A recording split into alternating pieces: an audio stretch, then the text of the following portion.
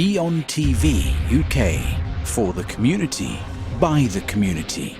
www.beontvuk.com.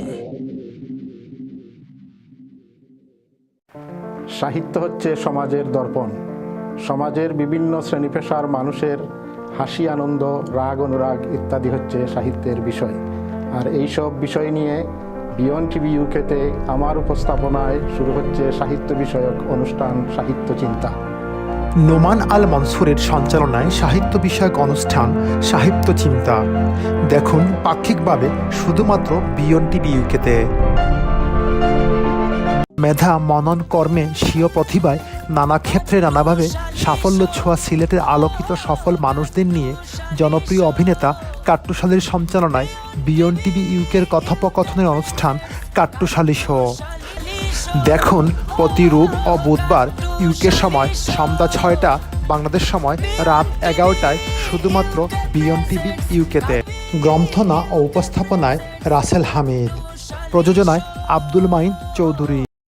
BEONTVUK, for the community, by the community.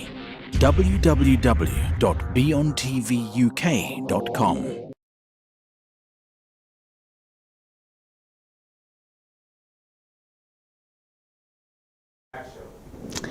Assalamu alaikum everybody, my name's Asma Choudhury and welcome to Family Time.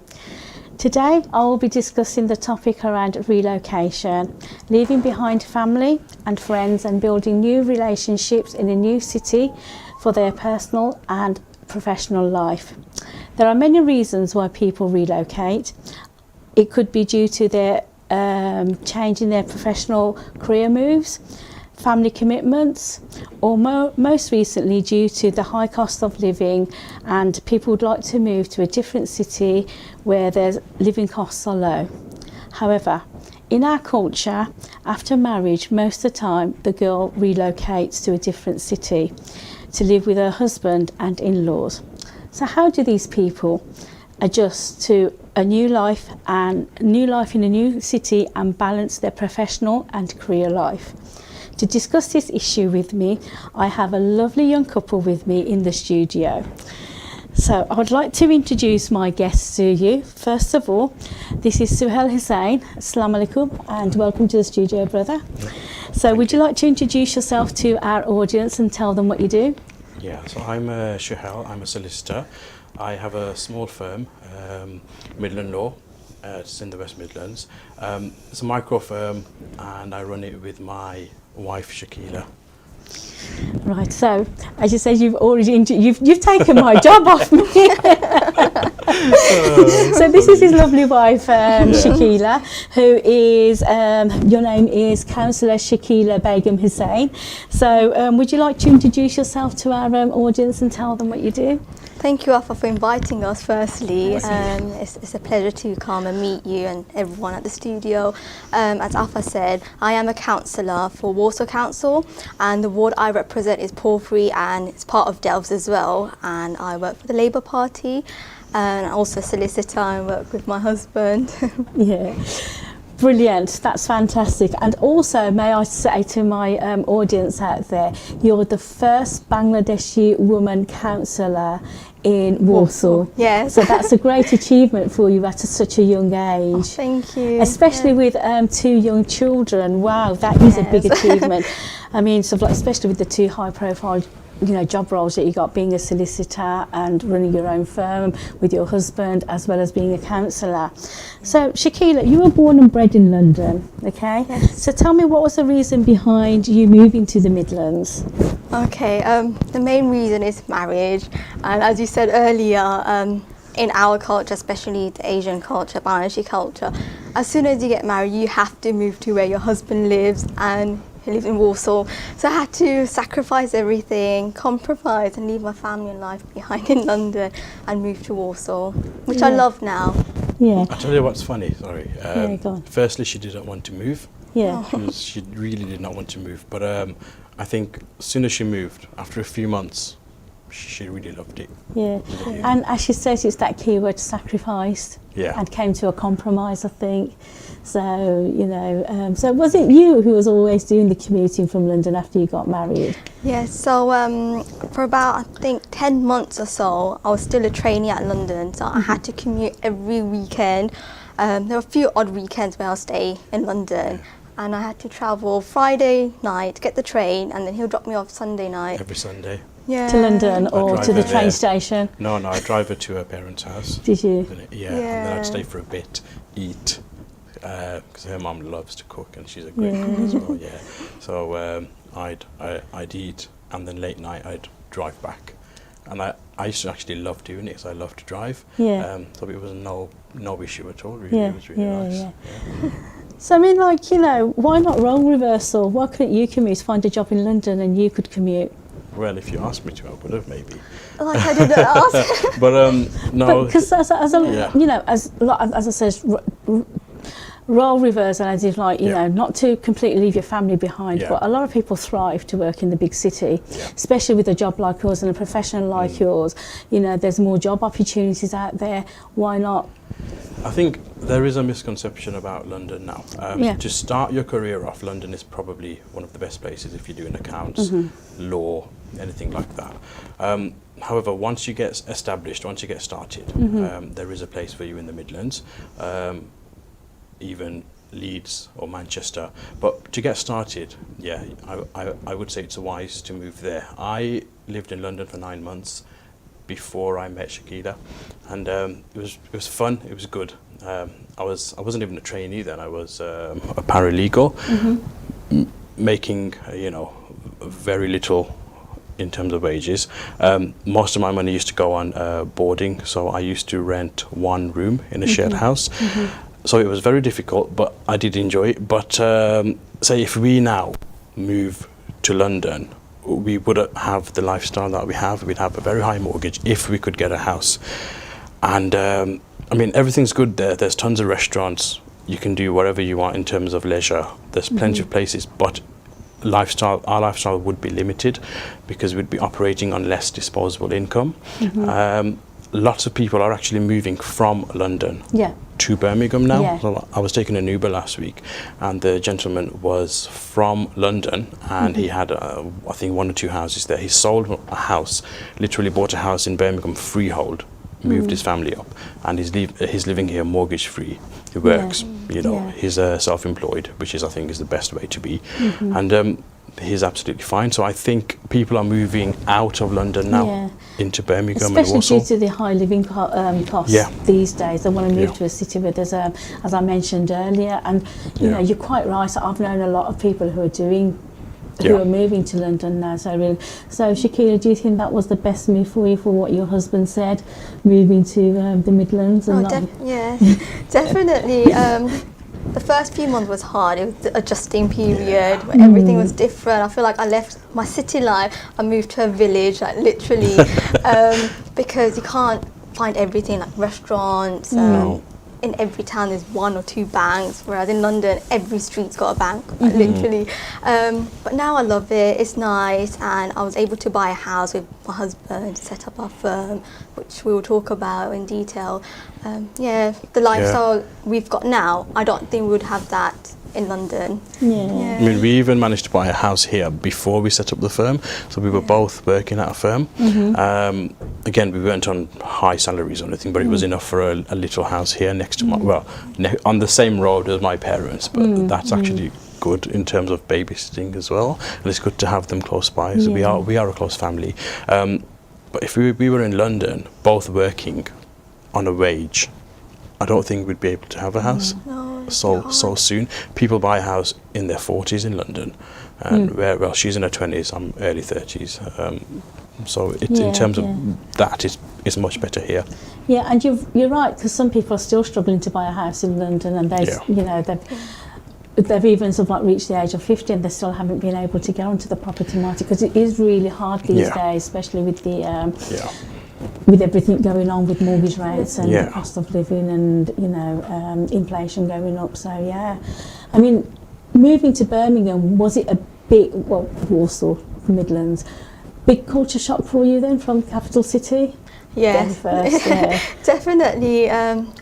Yes, I mean, everything's really quiet, not as busy as London. I'm from East London, so I was exposed to like diversity, a massive Bangladeshi community in London. I could literally walk into a grocery store and pick up khasa'am. Here, I struggled, like I would tell him, I'd send my father-in-law, I was saying, can you get me this, can you get me that? He was like, oh, I don't know, but I'll see. And bless him, every time he'd go to a grocery store, he'll remember, oh, Shakila did ask for this, let me buy it today. It's quite hard to find everything, like Bengali vegetables, whatever, you know. What's nice is because she lived in London from birth, she's into the Bengali culture more than I am. So you'll see that, you know, kids in the Midlands, we're not as exposed to the Bengali culture as you know, her. So that's nice. So it's good. I think it's good to have a bit of that culture. Yes, absolutely. And having like that culture, you can then pass it on to your own children as well. Because I think that's very important, very important. especially with, like, you know, busy lifestyle as yourselves, and you know, a lot of people, majority of people in this generation, and even from my generation, we've all got our jobs to maintain. We've got a very busy lifestyle, and to have that culture, hold on to that culture and pass that culture on to our children is very important. I think so as well, So, you know, as we mentioned earlier, you're both practicing law in the Midlands and it's your own firm. Okay, do you want to tell us a bit more about your firm and how you... Yeah, just to go back on the point as well, if we stayed in London and we set up a firm, the first thing is competition. There's tons of competition down there. There's small firms everywhere. Immigration is what we do, so there's tons of immigration firms in London, whereas up here there's not so much competition. We can operate a bit more freely in the market. We have more organic customers and clients. We charge what we charge, so we don't have to cut our fees down to the level where we're just breaking even. There's a solicitor, Shamuddin. He did really well in Birmingham because number one, he's an excellent lawyer, and secondly, everyone went to him because he cornered the market here, up here, and even now he's doing really well as barrister. Amazing stuff. So I mean, he's someone that I think younger lawyers would look up to in the Midlands. So that, I mean, we're just trying to follow in the footsteps of our, you know, elders. So Sham, if you're watching this, you've just like heard yourself another 2 more fans here. Love Sham. Of course. So, I mean, you both chose to be self-employed. Okay. Was that by choice or? 100%. Well, you say that, but I think if I can say, immigration law doesn't pay well in terms of salaries. And I found that out the hard way, because when I was a student, I had it in my head, okay, if I have to practice law, I'll have a nice cushy job, you know, I'll earn enough to have a family and start a life. But then because I entered immigration, it's very tough to actually earn a very high salary working for someone else.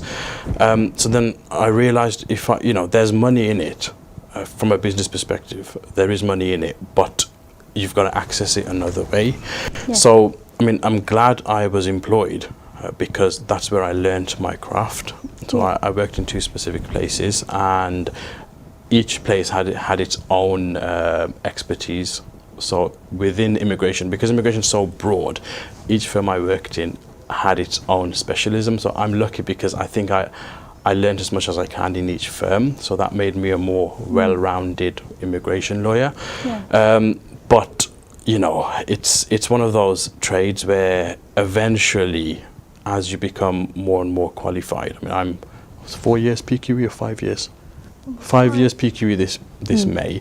So it's a lot better to be self-employed and offer that service to customers, knowing that I'm being paid what I think I deserve, and the client is getting the full service. So I love being self-employed. I absolutely love it. I would not trade it for anything else in the world ever.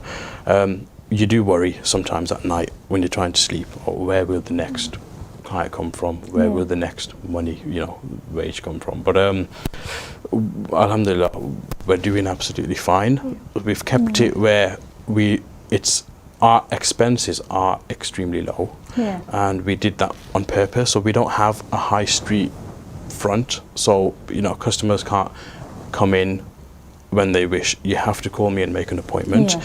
Our costs are really low, aren't they? So because our costs are low, we can keep our prices low, but at the same time, we don't need 100 clients a month. We need a tenth of that, and we're absolutely fine on that basis. So it's less pressure. I don't even work 40 hours a week anymore.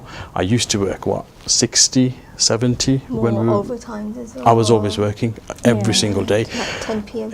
And now I've got it to a place where it's nice. If I don't want to work, I won't work. If I wake up and I want to spend time with my kids, I'll do that.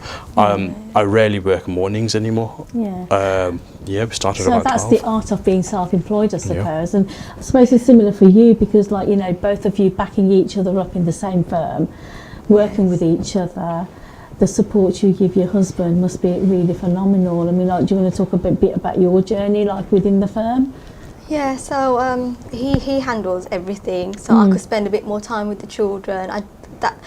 The benefit of working self-employed or for your own firm is that you get that flexibility, so you could choose your hours, work when you want. When he's tired and he doesn't want to work on a particular case, I'll take over. And then he'll take over with the children's roles, give them we swap. food. So it's like a tag team. Basically, you both are the dream team. It's hard. It was hard. To get to that point, we had to work really hard. So we tag in and out. So then I'll work, and then if I've got 2 cases to do, I'll just say, look, give me the kids. Then I'll watch TV with the kids, or I'll play with them. And because she's a faster worker than me, she's probably a better lawyer as well. So because she's so fast, she's just whiz, done. And that's a case done. Whereas I would get distracted, or it would just take me a longer time. But I think you enjoy the work maybe a lot more than me as well. I really missed the work as well. So after becoming a mother, your life changes. Babies take over, children take over. You lose your identity in one way, and I really missed casework. I really missed being the lawyer. But I could be a lawyer in my pajamas while feeding my child. We do that a lot now. So we have our office, but we work from home as well. And now since COVID, it's been appointment only, and I think that's worked to our benefit now.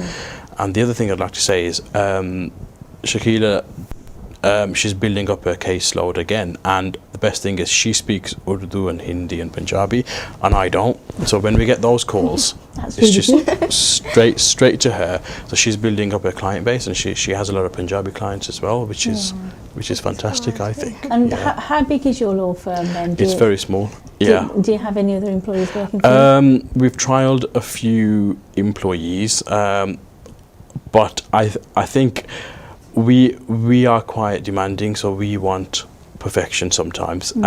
So we had a few people, and I think we will start looking again for more people. But the way it is now, it's good, because if you instruct me, I'm opening your file, filling in your little forms, I'm talking to you, I am doing everything from start to finish, and that's the same for Shakila as well. And it's not many law firms can say that a solicitor will do everything from start to finish. And what that means is we can't take on every case, so we don't take on every case. If my phone rings, what's the average now? So I've got one phone number, so if my phone rings say 30 times a day, I've missed half those calls, which is why we need more staff now. But it's never been an issue where we need more clients. It's more of an issue of picking and selecting. So if we do get staff now, it's going to be to take on more work, isn't it? And take that extra load off us as well. Sometimes you do get busy, and I can't help you because I'm doing my council work as well. I mean, if you come to my office now, say, it's a bit of a mess, because I did have an assistant. She was great at keeping the office spick and span. And now you've got files on one table, you've got paperwork. It's a bit of a mess. So I think we could do with someone soon to just assist me.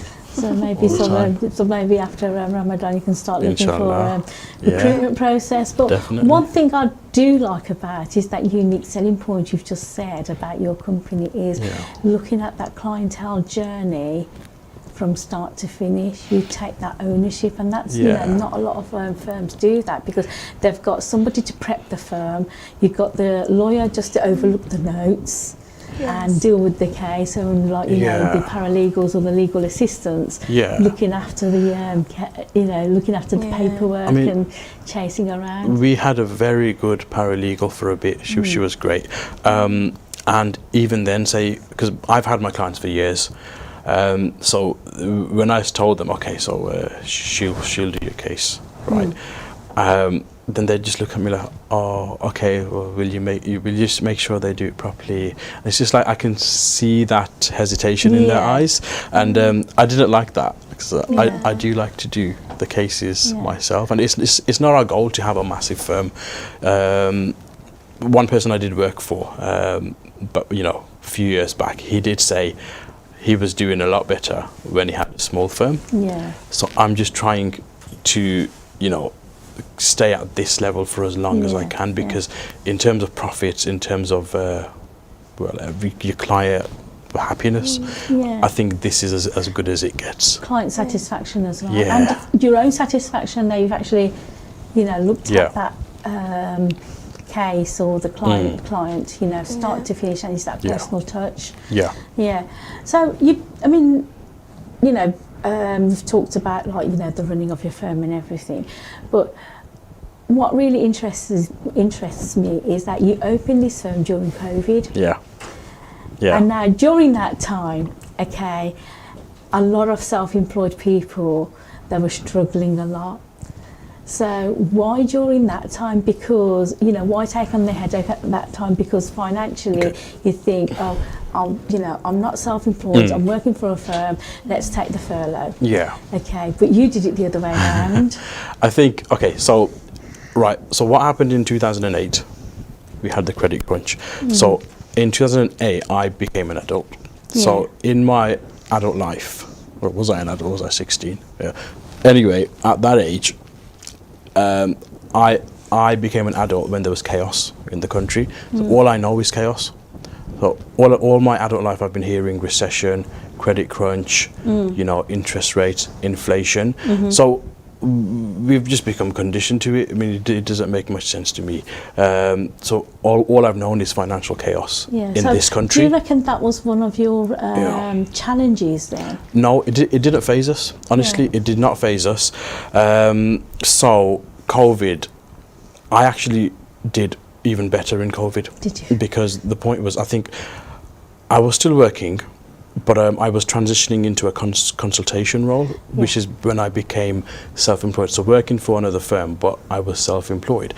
And so what happened during COVID was a lot of the firms were closed. So imagine this then, you want to bring your spouse over or extend the visa.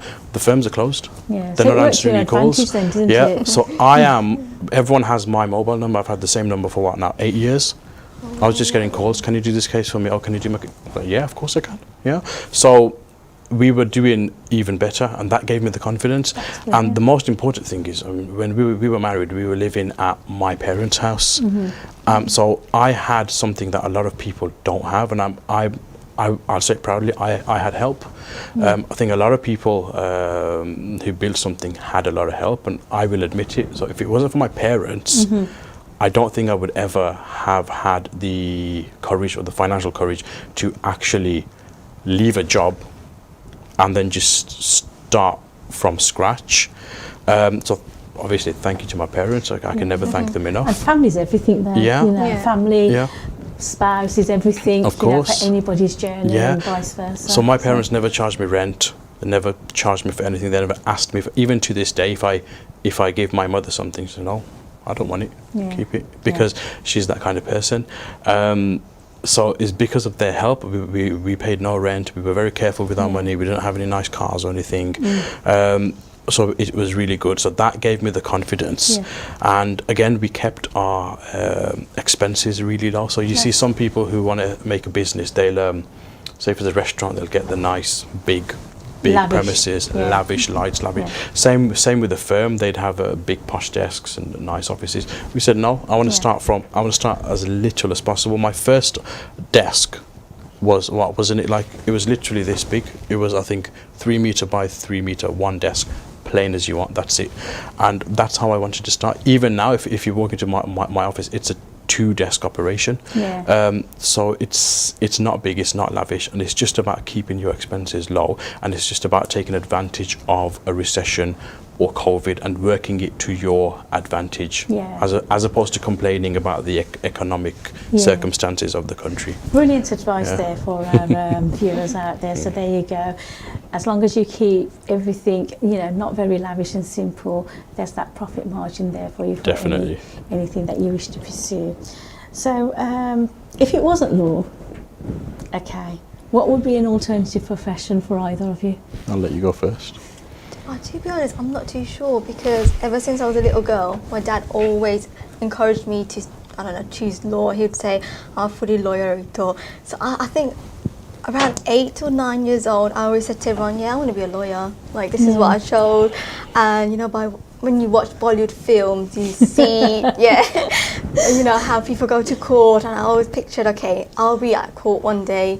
And I don't know, my dad kept pushing me. Then my dad, when she was alive, she kept pushing me as well. And when I eventually got my, practicing certificate, I couldn't believe it. I was just like so thrilled, like, oh my gosh, I made it this far.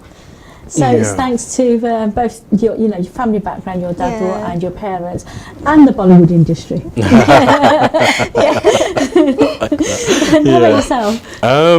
I'll tell you, I don't think it would have been the restaurant trade though, because my dad had a restaurant, and it's so much more difficult to run a restaurant than 90% of the businesses out there now. And I think as a community, we focus too much on the restaurant trade and the food trade. Because we do a lot of corporate immigration now as well. So I visited this new client, and he's got a car garage, but it's not really a garage. It's like a massive, what's it called? A car supermarket, as it were. And he had hundreds of cars. So I'm advising him in terms of him hiring mechanics from Pakistan. So, I mean, if you look at the Pakistani community, what they didn't hold on to one trade and then just keep at that one trade. So that means they could diversify. So you've got a lot of the Pakistani brothers doing different things, and I think that's excellent. And I think we need to sort of put the food business to a side for 1 minute, and then just explore everything else out there. And this is more of an issue in the Midlands and up north. In London, you've got Bengalis doing tons of things. We have a cousin who runs an electric bike shop. He's one of the only 2, I think, and he is doing really well and is providing a new service. So to answer your question, I really like car detailing. So it would be cars. Maybe cars or car detailing or polishing up cars, that kind of stuff. Maybe. Right, okay, thank you for that. I mean, so with the curry industry, I think that's another topic for a debate for another day, because I think that's a dying industry. Me too. And we need to look at reviving that. But ladies and gentlemen, what we're going to do is we're going to go for a couple of minutes of break, and we'll be back soon shortly. Thank you, see you soon.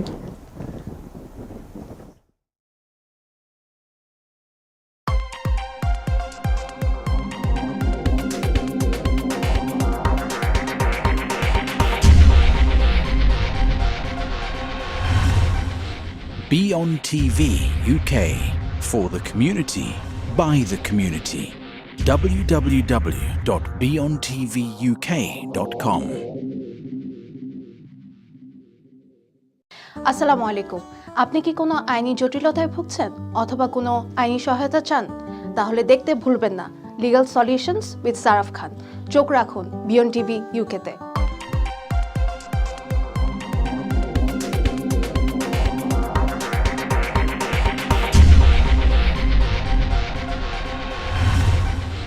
BEONTV UK, for the community, by the community. www.beontvuk.com. মেধা, মনন, কর্মে, স্বীয় প্রতিভায় নানা ক্ষেত্রে নানাভাবে সাফল্য ছোঁয়া সিলেটের আলোকিত সফল মানুষদের নিয়ে জনপ্রিয় অভিনেতা কাট্টুশালীর সঞ্চালনায় বিয়ন্ড ইউকের কথোপকথনের অনুষ্ঠান কাট্টুশালী শো। দেখুন প্রতি রোব ও বুধবার ইউকে সময় সন্ধ্যা 6টা, বাংলাদেশ সময় রাত 11টায় শুধুমাত্র বিয়ন্ড ইউকেতে। গ্রন্থনা ও উপস্থাপনায় রাসেল হামিদ, প্রযোজনায় Abdul mine Chowdhury. BEONTV UK, for the community, by the community. www.beontvuk.com.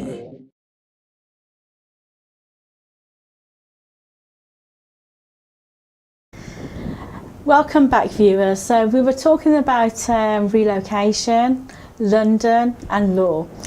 So we've talked about your London move, relocation, legal. I want to talk about your other role, politics. Okay, so what attracted you into politics, and why take on that added pressure, especially like, you know, with what your husband Shuhel just said about your firm, just set it up during COVID, being self-employed, and now you've gone into politics. Why take on that added pressure, especially when you've got 2 young children as well? I know. So it was an opportunity that came knocking on the door. My father-in-law is good friends with the MP, and I've known her for about 2 years, and she said to me, you know what, you're brilliant. I think what a constituent need is someone like you. And that kind of pushed me to, okay, let me just give it a go. I'll do the application, see how it goes. I actually did not think that I'll get selected. And then my interest just grew in politics at a lower level as a councillor. And it was just fun, just helping people, because I thought, you know, as you said earlier, I'm the first Bangladeshi councillor in Warsaw. Our community was missing that, and not a single Bangladeshi person was elected before in Warsaw. So I thought, okay, it's a big challenge, let's see how it goes. And with my husband's support, my father-in-law's support, I was able to actually achieve that. If I didn't have my husband, my father-in-law is my biggest fan. And my uncles, the whole community came out.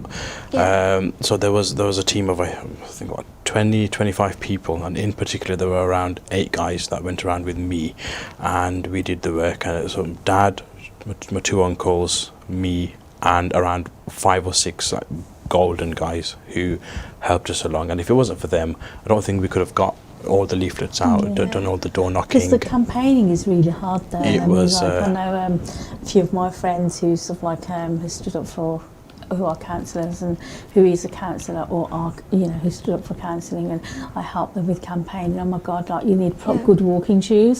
I think I lost weight. Not stilettos like No, you. couldn't have. You know. If I did not have that support network with my in-laws, uncle and auntie-in-laws, I don't think I would even have the confidence, the courage to, you know, stand up for something like that. And I was heavily pregnant, so when I done the application, I was pregnant, and during the campaign, I was 8 months pregnant, so I was literally like, you know, walking, knocking on doors. It was really hard. So a lot of the heavy work was lifted by my husband, my father-in-law, and our team. And it was really nice because it was something different for our community, you know, all the Bangladeshi communities and Bangladeshis to come out from in Warsaw and help us in this campaign. Something new, exciting and different. It was really lovely to see everyone. I think I enjoyed that more than the actual election. Like just seeing everyone get together. Organise ourselves. Yeah, organise ourselves. Efficiently. So let's go back to the night of the elections. Okay, the results are coming out, and you're probably nervous and tenterhooks. Am I going to be in councillor? Am I not? Am I not? And when the results came out, what was your initial reaction?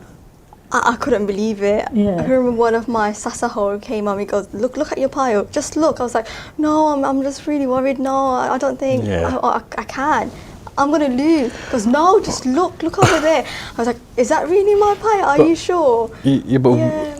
I knew she was going to win because we set it up in such a way, in the right place, at the right time, and we did all the prep. So it was just a matter of by how many votes you win by, and I think I was the only guy on the team that thought, okay, we know we're going to win. We had a tough competition. We had tough competition, but even then, I think a lot of people, what they do is when they run for parties that have no chance in that area. We didn't have that issue this time. It was all planned by us from the start. I said, look, we're going to win, and we're going to do it in a specific way, and we went with confidence. So I think that's what it was as well. How did it feel for you though? I mean, like, obviously you knew that she was Yeah. used to said, but how did you feel when you heard that result? You know, with politics, you get this certain rush Yeah. that you don't get anywhere else. So obviously, when she won, we had this adrenaline rush, Yeah. and we felt good. We were already planning things for the years ahead. We weren't even walking out the building, and we were just thinking, what do we do next? Who's next? What do we do? How do we plan it? Because that's how we are, and we just had this big rush. See, he had the confidence, Yeah. but I didn't. I thought, oh no, I'm not going to win, but it's okay. I gave it a go. It Yeah. was something different. But I think a tip is, if you're going to run for local office, if you're not going to win, don't bother.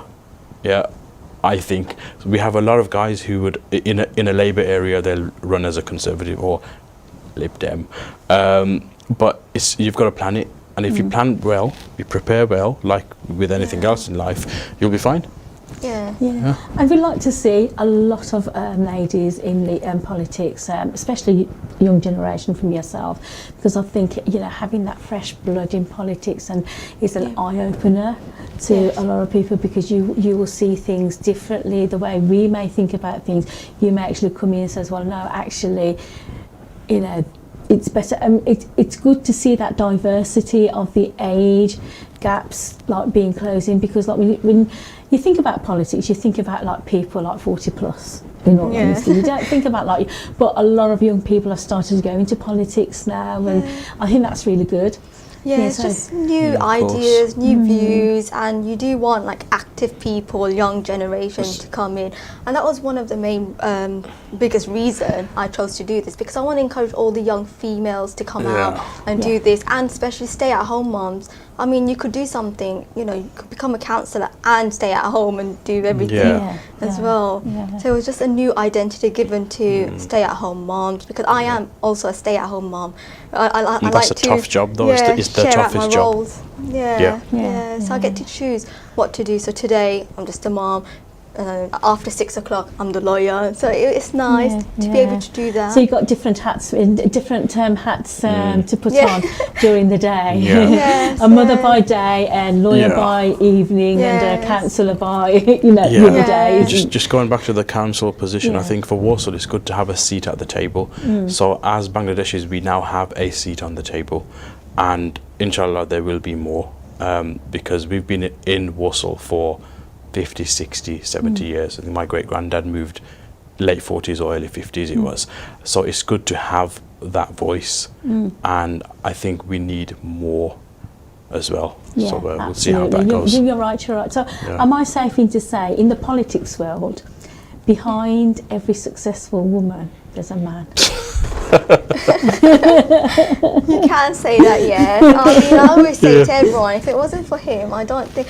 I mean, before even knowing about this position, he did tell me after we got married, look, this is something that me and Dad were talking about. For years. For years as well. And then, is that something you'd be interested in? I was like, I don't know, we'll think about it when the time comes. And then we had our firstborn. And then the opportunity came, and I said to him, I'm only doing this for you, like, let me give it a go. I said that to him, and then my interest just grew. But you've gone into the role a lot. Yeah, because it comes to me naturally. Like, you might not see me on every single street, but I do a lot of the work behind the scene, easily accessible. If I can't pick up the call because I'm feeding a child, one of the children, I'll get back to you. Like, I'll come in from, say, you know, upstairs, or from, you know, because I work in the front room, so then I'll come in and she's like, what you doing? Council work. It's like council work. So there is a lot of behind the scenes stuff. So a councillor's role is like 70% is just things you won't see, and it's just helping that one person with a homeless issue, or another person with an overcrowding issue.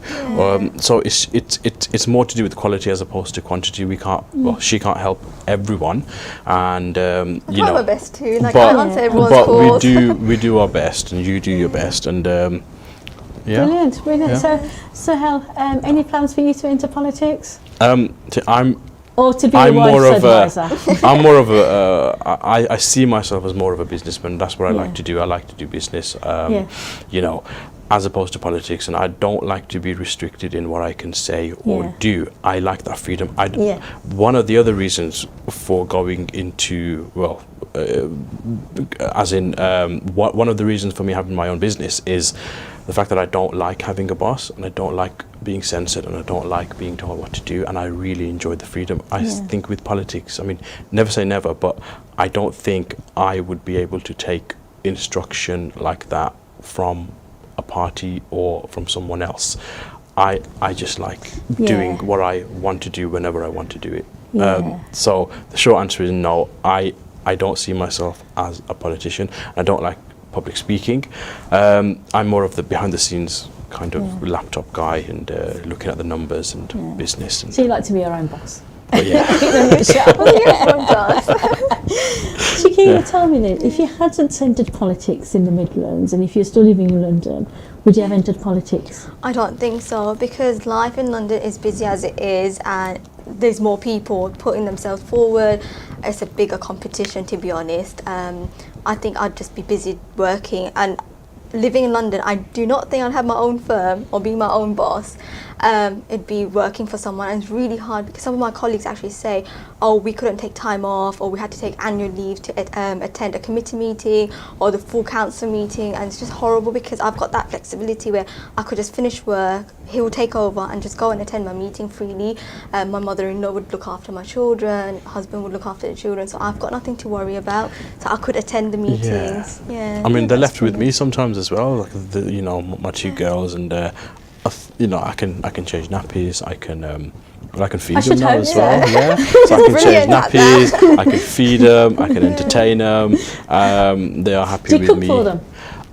I do, don't I? I cook at home once or twice a week. You do make baby porridge, just boiling a kettle. Well, yeah. So I do cook for them, but in terms of cooking in the house, I really like to do that as well, don't I? So I do cook. Brilliant. Yeah, it's nice. Fantastic. There you go. Then you can put your feet up. So how do you both manage your work-life balance? It is. It's tough. Yeah. I'll let you go first. It is tough because I've got 3 roles. First role is mother, wife. That comes first, and then And a daughter-in-law, I suppose. yeah. But my parents are just so nice and calm. Yeah. This is so cool. And then I put my second role, which is a counsellor's role, before a lawyer's role, because I know I don't have to worry about anything. My husband, he deals with everything. I just have to return calls, emails, talk to council officers, which I really enjoy now. And it is I wouldn't say really hard, but it's tricky to balance everything at the same time. But it's doable. If whatever you put your heart and soul to, mind to, you can do it. You just have to find the right timings to do everything. Just don't prioritise one role and not the other. You have to make sure you've got a good balance of all 3 roles or 2 roles. Yeah. How about yourself? I think Midland Law, we started in, when did we start? October 2021? Yes. We've not had a bad month. I mean, alhamdulillah, we've not had a bad month. We've always been doing well, and even now it's like I'm always working. When my second daughter was born, I think on the same day or the next day, I mean, I wasn't really around even. I just had to work. Missing. Yeah, I did go missing because I just had to do work. I mean, even now, it's been tough to keep up with the work, and there's a misconception. People think that you know, we're a new firm, you know, we might be struggling or we don't have clients. That cannot be further away from the truth. I think because of the way we've set up, and I don't have any more support, so it's like I'm doing everything along with my wife. We've always got work to do, and because it's immigration, the way immigration works is you get paid straight away as well. So we're doing the work, we're getting paid. We're doing the work and we get paid. Whereas if it was, say, PI, you could be working for 9 months on one case and then get paid after a year. So we do well, but I have to sort of always work, and that doesn't mean I'm always working. It just means I won't have 2 days where I can just watch TV and Netflix and just relax. Even on holidays, we've been blessed to go on a few holidays, but my laptop always goes with me. So you don't actually get a proper holiday. while there. So Yeah. and that's why I asked you, where's Yeah. your work-life balance then? Yeah. What, you know, taking your laptop away, that's not work-life No, balance. but I then, love is it though, because I'd rather do Yeah. work on a beach in Turkey, right, than in my office or in Dubai on a balcony. Yeah, but as then opposed stuff to like you're on the beach with your laptop.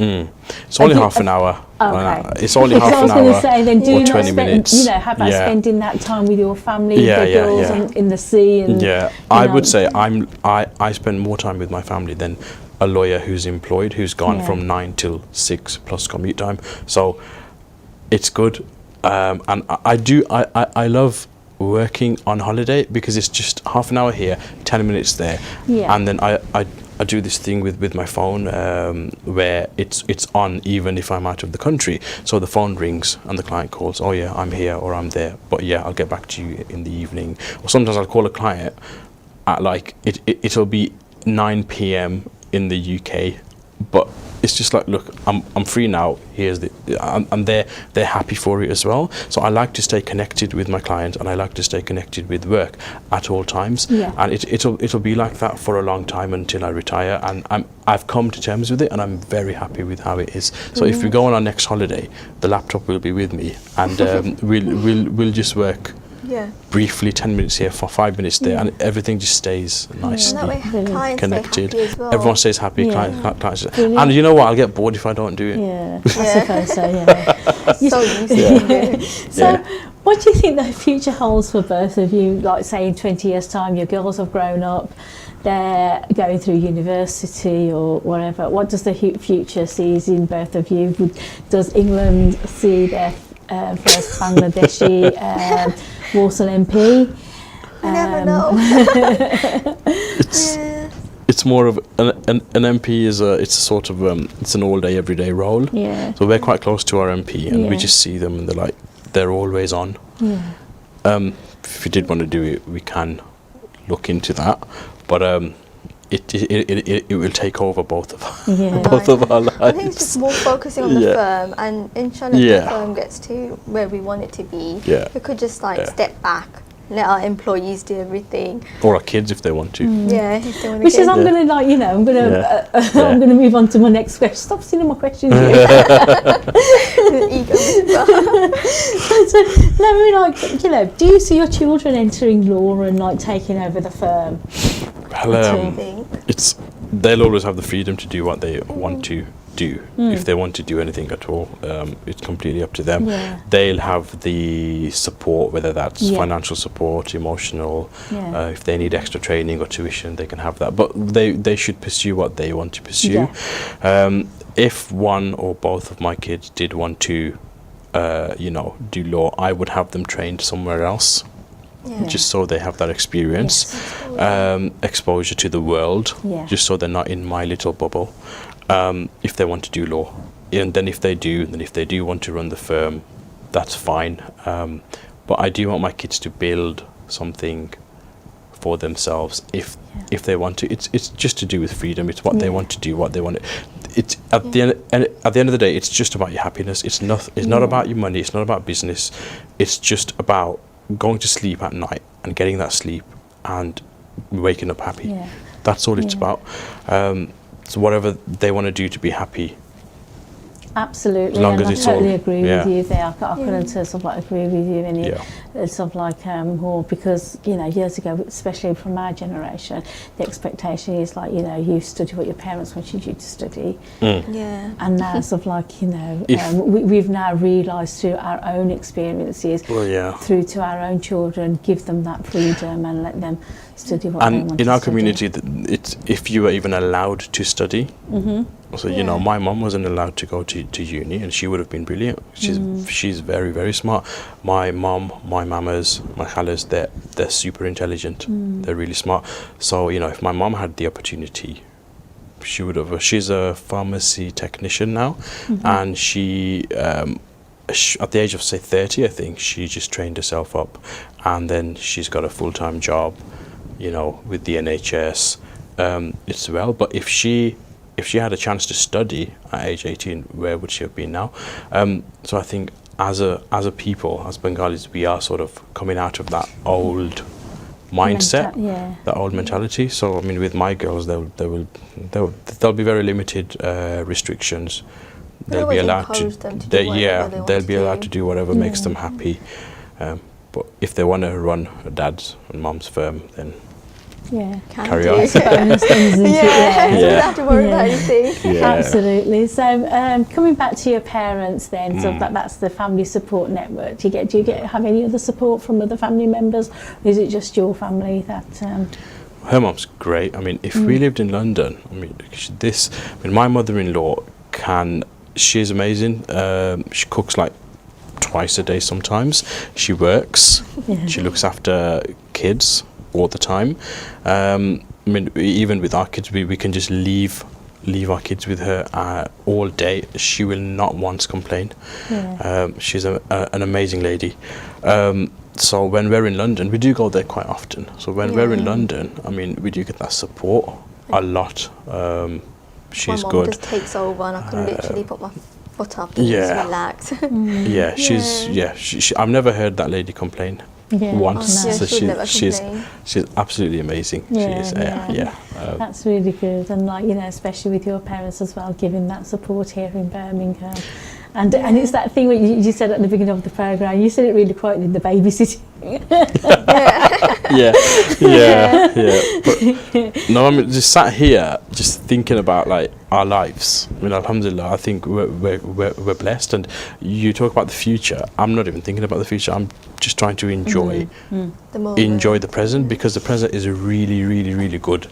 But we don't see that in our day-to-day lives. But absolutely. it's really good. As we are right now. I've never been happier, but when you're in the moment, you don't think about that. But I'm happy. I'm very, very happy with my life as it is right now. Yeah, brilliant, fantastic. So, thank you very much for sharing your experiences with myself and our audience out there. That was really I mean, for a lot of our audiences, it's probably an eye-opening to sort of listen to a couple like yours, a couple, because there's lots of people in your situation who are doing, and we just wanted to people to gain an understanding what our the new generation of what they're doing these days. So thank you very much for coming to the studio. Thank you for inviting Thank us. you. And what I would say to our viewers is if they wish to get in contact with you, they can actually contact Beyond TV and get your contact numbers. But would you like to sort of expand a bit about your platform, or your contact platforms to some of our audience out there, how they can get in touch with you?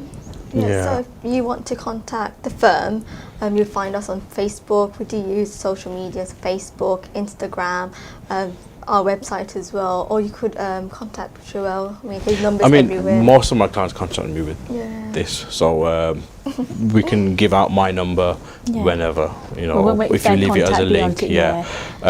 Most clients would contact me on my phone because they'll get through straight to me and no one else, and we can have a chat. Apologies if I don't pick up. I mean, especially on a Monday morning, I won't pick up. I sleep quite late on a Monday, so if you do want to call, we say WhatsApp, text, give us your name, give us your number. We'll do our best to get back to you. If we don't, keep calling. It's fine, just keep calling until I pick up. Okay, brilliant, thank that's you. The best way. And you said that social media, is it Midland Law that you're called on social media? Midland Law, yeah, Okay. so that's Midland Law.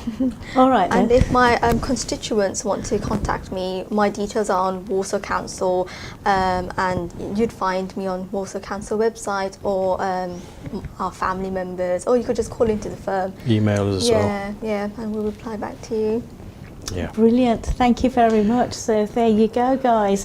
A young couple here today talking about relocation, life away from London, and their professional life and personal life. This is the end of the show now. I mean, we could talk and talk and talk, but we do have to sort of come to an end at some point. So please stay tuned to Beyond TV UK on Instagram, YouTube and Facebook, and I shall see you in another few more weeks' time with another interesting topic. Thank you very much, and Assalamu alaikum.